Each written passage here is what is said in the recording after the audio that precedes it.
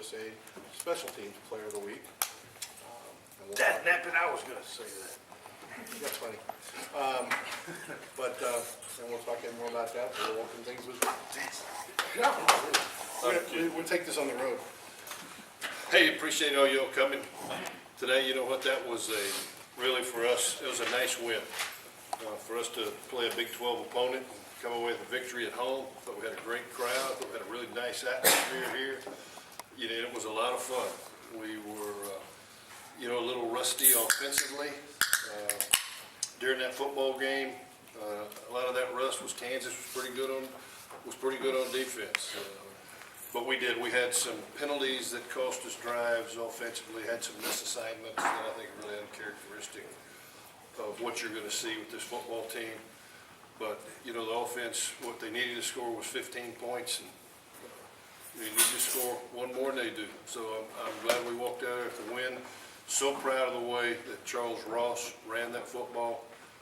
Have 157 yards rushing. He's had back-to-back 100-yard games now, and I think that's the first time since Trevor Cobb was a running back here that we've had a running back go for over 100 in the first and second game of the season.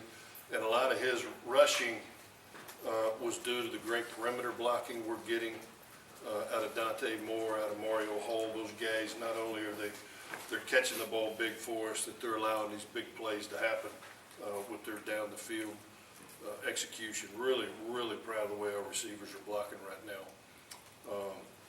Offensively, line, we got to get back to the hat on the hat to get that mentality, but feel good about the way we're going. That was obviously, the win had so much to do with field position. Our defense was just outstanding, all night long. To give up 270 total yards on a game, that's incredible. Two of them were on plays. The two long plays were ones where we had could have made a tackle right there where they wouldn't have been the big plays. We missed it, and that led to 107 yards of offense. But pleased, really, with that defensive line, how they played. Christian Covington, Stuart Muchentoff were big in the middle. Michael Kutzler continues to just amaze. His interception that he tipped to himself earlier in that ball game really turned the tide that continued throughout the game. Bryce Callahan had his interception. He's now picked 3 off against Kansas in 2 years. That was just an incredible play that he made. I know he's got 9 career interceptions now. It's great to have Philip Gaines back. You have 2 corners like that, it allows you to do a lot defensively when you can just lock those receivers down. Looking forward, Cam should join us. Cam Nawasu is going to be cleared to practice today. Really excited about Cam coming back. But the story of that game was defense, but it was also special teams. Derek Brown, after we threw the interception, Derek Brown blocks a punt. Well, it was really big. It allowed us to keep that field position. And then the way Chris Boswell kicked that, have a 56-yard field goal. That was into a wind, a 40-yarder, a 28-yarder. He had 6 touchbacks. He is a special teams weapon for us. And when you run him out there and you see we got the ball down on the 40, the 41, that's a long way when you had that 10 yards in the hole. And he just consistently knocks them through, and he gets that impish grin on his face after he nails them and comes running off the field. It's a lot of fun to watch him walk out there. We do. Any win, to win in college football is tough. To do it against a Big 12 opponent, that's great for this program. It's great for this team. It builds our confidence. Going into this Houston game, we're going to have our hands full. Houston's 2-0. We need to get the city of Houston out to this game. It's at Reliant with a really solid Houston Cougar football team and a really solid Rice team. The Texans are in Baltimore. There's not a reason in the world not to get everybody to this game. And this game's good for the city of Houston. The Bayou Bucket. Like I said, that's one of the ugliest trophies you're ever going to see. But God, those kids want that thing in their locker room. And it'll be a great football game. It's looking forward to it. Looking forward to going to the Bayou Bucket luncheon this week and getting this season moving on. We'll be able to get to a routine now it was tough having that open week. It's nice that we're gonna have our Monday, Tuesday, Wednesdays routines for a while. Really, the only bad news coming out of that game is Corey Frazier, the very last play, tore his ACL. And he will be, he's done for the year. And he had played magnificent in his 2 games. He was solid. He was offered great pass defense. He was tackling well. He's a great leader. And, you know, right now he's pretty emotional. And we told him he's gonna help us coach. He's gonna continue to provide great leadership for this football team. But, you know, that was some devastating news for Corey in this program today, because he means so much to us. And Julius White, I have to step up. You know, Julius does have some game experience, and he's gonna have to step up and be the starter there. But proud of the win. We just gotta keep getting better and eliminating those mistakes, and I think, you know, we're on the right track. David, first off, Corey he's had the redshirt, is he? He's done, yeah, he's, career-wise? you know, tragically for him, last year he got hurt in the opening game, hurt that knee, and then he re-injured it. Same thing. The last play on their sideline, where they first ruled it a completion and incompletion, he went up to defend that and twisted it on the turf.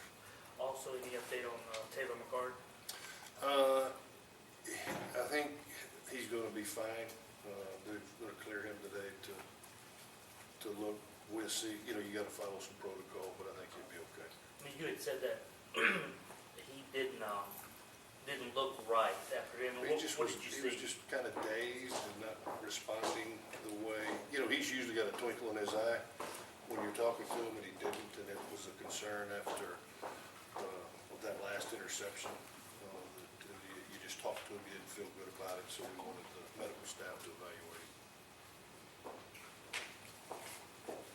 It's not a conference game this year, but, you know, you talked about a little bit there, Bayou Bucket, crosstown rivalry. I mean, it's not hard to get up for this game for both teams. No, I mean, how fun is it? You know, and I mean that. You say it every year. This team, they all know each other, you know, and that's what enhances the rivalry, to have 2 Division I schools this close to each other. They've recruited a lot of kids, players that we've recruited, you know, and they all know each other. They go to high school together, they go to camps together, and it does. It magnifies the rivalry. It ought to be a great experience for our team and for Houston, and hopefully for this city to come out and support it. David, what have you seen on film from your benches you guys are going to have to zone in on? Well, you know, they're still trying to use every single square foot of the field they can offensively, and they do a great job of trying to create space and create mismatches athletically. You know, it's still the same offense they were running when Coach Sumlin was there. You look at the Temple film, they're playing pretty good defense right now, too. I mean, they're sitting there 2-0, they're a confident bunch.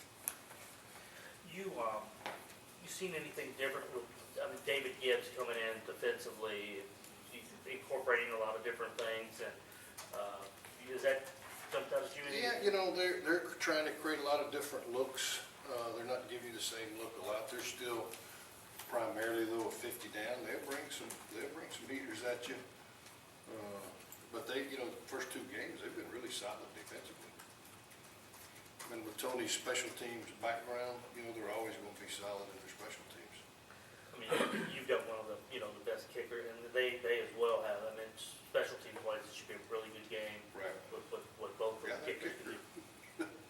They're pretty good. It's, you know what it is, like I said, it's 2 good football teams this year, going against each other, and it'll go down to the wire. You had said you were concerned with the bye week coming so early, just the way the guys responded, the way they played, is you hadn't gotten into that flow. You have to be pretty proud of the way they put that game together. Yeah, you know what, I don't know that we could have won that game a year or 2 ago, that we'd have been mature enough as a football team to stay in it and keep fighting and to keep scratching. I thought, you know, it truly was. It was one of those games, united we stand. And the defense really stepped up, and our special teams really stepped up. And, you know, there at the end, the offense, I thought, really got it going. When Charles scored on that 8-yard option at the end, that really iced the game. And it just, the defense, we had field position all night long. You know, that was critical in a game like that. This rivalries endured conference changes, and the two teams not playing each other for a while. I mean, would you like to, there's not one set on the schedule right now. But, I mean, how important would it be to continue, or would you, be disappointed if you didn't have this game on your schedule? Yeah, I think it's great. I really do. I think it's great for the city of Houston. I think it's great for both these universities to really showcase their football team. In a city that's football crazy, that's what makes it fun, is just the relationships that you have. Not only, our staffs live in the same neighborhood. It's very unique that somebody. Tony and I worked together 20 years ago. To know Tony and to know his family, and a lot of guys on those staff. Travis Bush used to work for me at Texas State. Did a fabulous job there for us.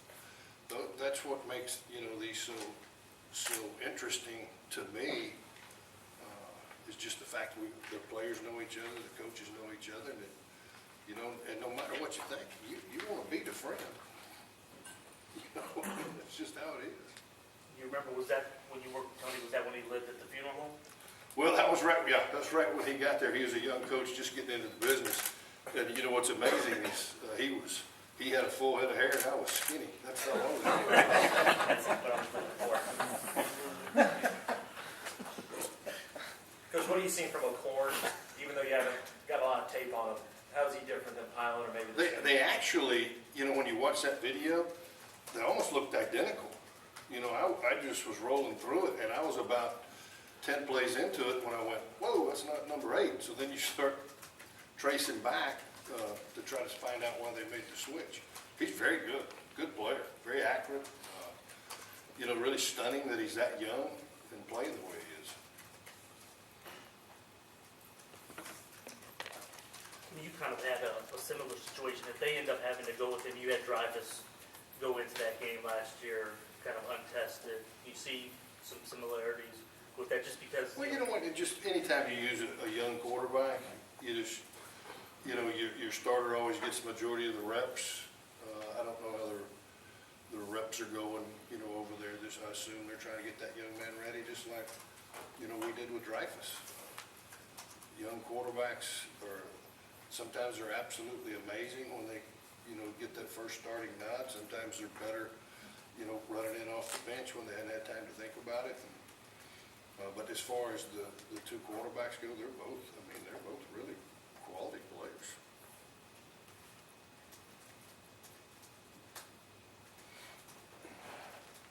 Who's up? Cuts or? All right, got Michael. Oh, you got Boswell. All